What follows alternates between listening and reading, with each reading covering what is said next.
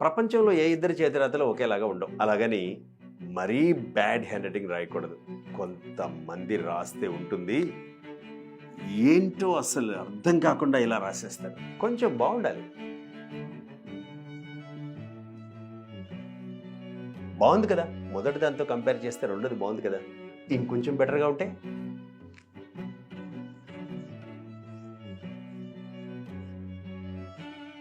Compare చేస్తే మూడోది ఇంకొద్దిగా బెటర్గా ఉంది. ఇంకా బెస్ట్గా చేద్దాం.